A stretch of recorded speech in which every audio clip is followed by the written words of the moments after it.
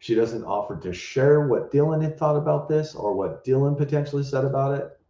And given the fact that Dylan came down into her room, it makes one wonder if there was a conversation about whether Xana and Ethan were even home at that time then.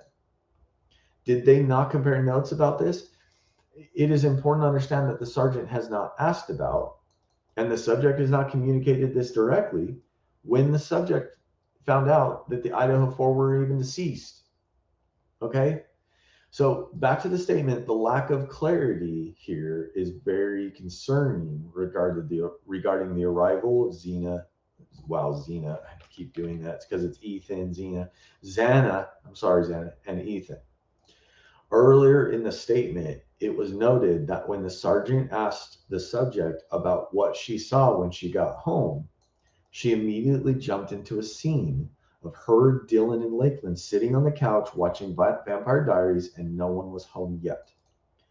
It was noted that I always get those mixed up.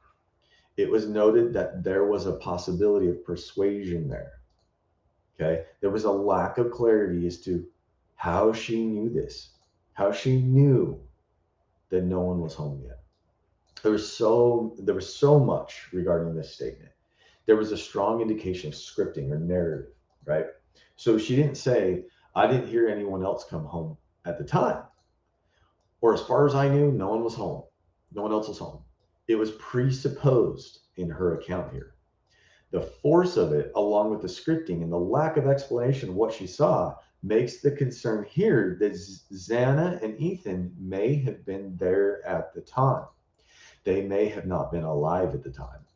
Her account is that no one was home yet, and she didn't say that she left at any time afterwards, okay, around the Vampire Diaries time.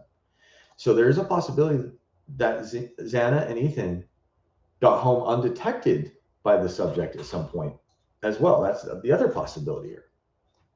So let's think about that. If that's the case, there would be an openness from the subject that she wouldn't be sure if Xana and Ethan were even home then.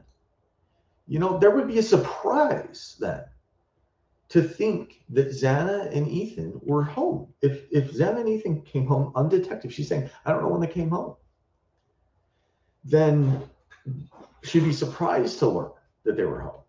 So the fact that earlier she had mentioned the possibility of Ethan being upstairs indicates that she wasn't surprised by the fact that Ethan would have been walking around making noise upstairs, because again, at that point, she didn't hear them come in. So she wouldn't have thought Ethan was upstairs.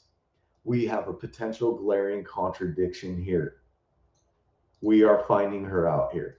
This also further underscores the concern about the subject went to passive language when mentioning Ethan, what he usually did.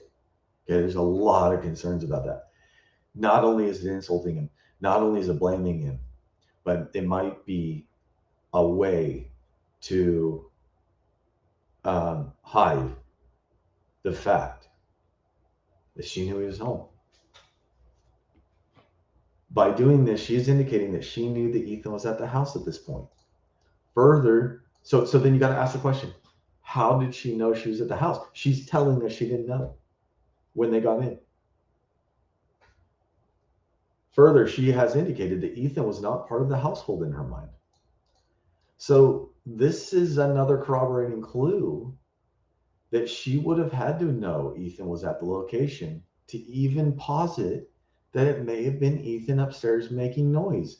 Because again, now she's saying she never even heard them come in. Okay? And one final thing, the way that she presumes that Xana and Ethan would have come in together at the same time. I don't know when Xana and Ethan got home. She didn't say, I don't know when Xana got home, and I don't know when Ethan got home. I don't know when Xana or Ethan got home. I don't know when Xana and Ethan. There's a togetherness there. There's a closeness. There's a package. And this indicates that she had knowledge that they did, in fact, arrive at 11:22 King together.